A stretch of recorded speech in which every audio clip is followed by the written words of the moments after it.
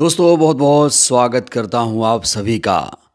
अरावली मामले पर सिर्फ एक ही पार्टी चुप है, बाकी देश की सभी पार्टियां इसको लेकर आवाज़ बुलंद कर रही हैं। इस बीच चंद्रशेखर आज़ाद ने एक बहुत बड़ी पहल की है। यूं तो इस देश में 84 एससी सांसद हैं, 47 एसटी सांसद हैं और ऐसी एसटी सांसदों की संख्या अगर मिला दी जाए तो कुल 131 सांसद पहुंच जाते हैं, जो संविधान की बदौलत देश की संसद में पहुंचते हैं। अगर संविधान नहीं होता तो ये शायद ही संसद पहुंच पाते। लेकिन बड़ा सवाल यह है, क्या सिर्फ और सिर्फ चंद्रशेखर आज़ाद की ही जिम्मेदारी है कि वो अरावली के मामले पर बोलें? बाकी सांसद कहां हैं? चंद्रशेखर आज़ाद की चर्चा इसलिए हो रही है क्योंकि चंद्रशेखर आज़ाद ने इस पूरे मामले को लेकर जो परिभाषा गढ़ी गई है अरावली की, जो सरकार का इस पर दृष्टिकोण है, उसको लेकर अब सुप्रीम कोर्ट के सीजीआई को चंद्रशेखर आज़ाद ने पत्र लिखा है। और ये पत्र मामूली नहीं है, बहुत महत्वपूर्ण पत्र है। क्या कुछ कहा गया इस पत्र में आपको बताएंगे, लेकिन इस समय पूरे राजस्थान में जो स्थिति है वो आपको बताना चाहेंगे। इस समय राजस्थान में सचिन पायलट के नेतृत्व में एक यात्रा निकल चुकी है। अरावली बचाओ भविष्य बचाओ नाम से इस यात्रा की शुरुआत हो चुकी है। वहीं जो बीजेपी है, जो सत्ताधारी पार्टी के लोग हैं, जो डबल इंजन सरकार के लोग हैं, वो अरावली केस पर चुप हैं। वो उल्टे जो लोग विरोध कर रहे हैं उनके खिलाफ बोलने का काम कर रहे हैं। बीजेपी के तमाम नेता कह रहे हैं कि जो सरकार ने किया वो सही है, अरावली के खिलाफ बोलने वाले गलत हैं। इस संबंध में एक हेडलाइन देखिए, आपको पता चल जाएगा कि बीजेपी अरावली पर क्या सोचती है। हेडलाइन को देखिए, अरावली आंदोलन, कांग्रेस के खिलाफ बीजेपी का मोर्चा, कहा सुप्रीम कोर्ट के आदेश के बाद नई परिभाषा से अरावली खनन में आएगी कमी। तो जहां पूरा देश एक सुर में कह रहा है नई परिभाषा से अरावली का अस्तित्व खत्म हो जाएगा, तो वहीं पर बीजेपी के नेता ये कह रहे हैं कि जो परिभाषा है वो बहुत बढ़िया परिभाषा है, इससे खनन में कमी आएगी। आचार्य प्रशांत जी ने इसको लेकर एक बहुत बड़ा बयान दिया है। आचार्य प्रशांत का भी मैं आपको बयान दिखाऊंगा कि ये जो नई परिभाषा है इससे कितना फायदा मिलेगा। और जो सत्ताधारी पार्टी के नेता हैं उनको आचार्य प्रशांत को एक बार सुन लेना चाहिए कि जो नई परिभाषा है वो कितनी ज़्यादा खतरनाक है। लेकिन सबसे पहले दोस्तों हम चंद्रशेखर आज़ाद की बात करेंगे। चंद्रशेखर आज़ाद ने अभी अभी सुप्रीम कोर्ट के सीजीआई को, सुप्रीम कोर्ट को इस संबंध में एक पत्र लिखा है। और देखिए, एक सांसद की यही जिम्मेदारी है कि जब कुछ गलत हो कहीं तो उसको लेकर आवाज़ उठाए, सवाल पूछे, और चंद्रशेखर आज़ाद वो काम करते हुए नजर आ रहे हैं।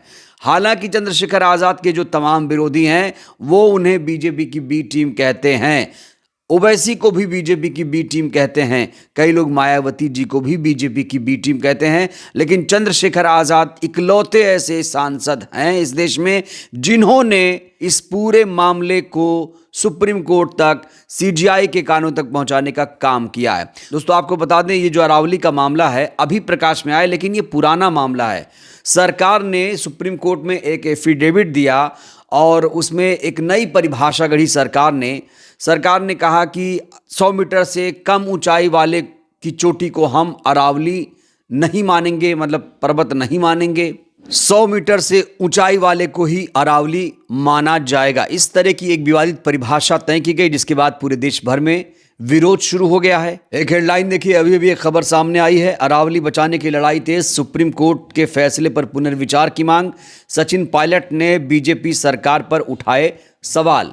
सचिन पायलट जो राजस्थान के पूर्व उप मुख्यमंत्री हैं, उन्होंने कहा है कि अरावली पहाड़ियां पूरे एनसीआर के लिए एक प्राकृतिक सुरक्षा कवच की तरह काम करती हैं।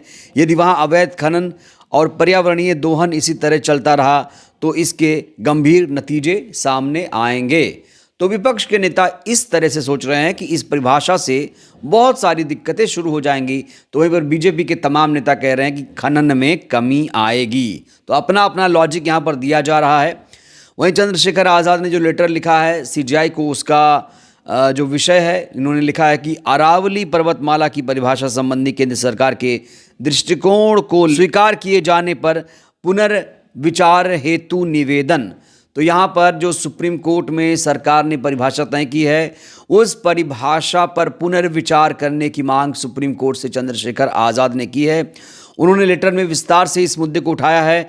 उन्होंने कहा है कि आपको सादर अवगत कराना है कि हाल ही में माननीय सर्वोच्च न्यायालय द्वारा केंद्र सरकार की उस परिभाषा को स्वीकार किया गया है जिसके अनुसार अरावली पर्वतमाला में 100 मीटर से कम ऊंचाई वाली पहाड़ियों को खनन विरोधी सख्त पर्यावरणीय नियमों के दायरे से बाहर रखा गया। ये निर्णय पर्यावरण संरक्षण, जैव विविधता, जल सुरक्षा तथा भावी पीढ़ियों के मौलिक अधिकारों की दृष्टि से अत्यंत चिंताजनक है। अरावली पर्वतमाला विश्व की प्राचीनतम पर्वतमालाओं में से एक है, जो केवल ऊंचाई का भूभाग आकृति ढांचा नहीं बल्कि उत्तर भारत के पारिस्थितिक संतुलन की रीढ़ है। इसकी छोटी बड़ी पहाड़ियां भूजल पुनर्भरण, मरुस्थलीकरण की रोकथाम, तापमान संतुलन, जैव विविधता संरक्षण में समान रूप से महत्वपूर्ण भूमिका निभाती हैं। केवल ऊंचाई के आधार पर अरावली की परिभाषा को सीमित करना वैज्ञानिक तथ्यों और पर्यावरणीय यथार्थ के विपरीत प्रतीत होता है।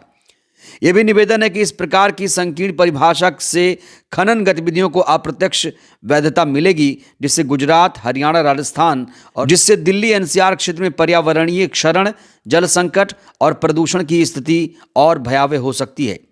यह स्थिति संविधान के अनुच्छेद 21 के अंतर्गत स्वच्छ पर्यावरण के अधिकार तथा राज्य के नीति निर्देशक तत्वों की भावना के भी प्रतिकूल है। तो इस पूरे मुद्दे पर चंद्रशेखर आज़ाद ने विस्तार से लिखा है। उन्होंने कुछ डिमांड भी की है। कुल मिलाकर उन्होंने 2 बड़ी डिमांड सुप्रीम कोर्ट से की है।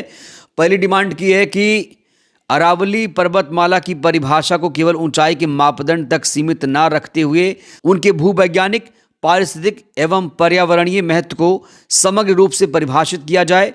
दूसरी बड़ी डिमांड है अरावली क्षेत्र में खनन पर प्रभावी और कठोर संरक्षणात्मक दृष्टिकोण अपनाया जाए, जिससे प्राकृतिक संसाधनों और भावी पीढ़ियों के हित सुरक्षित रह सकें।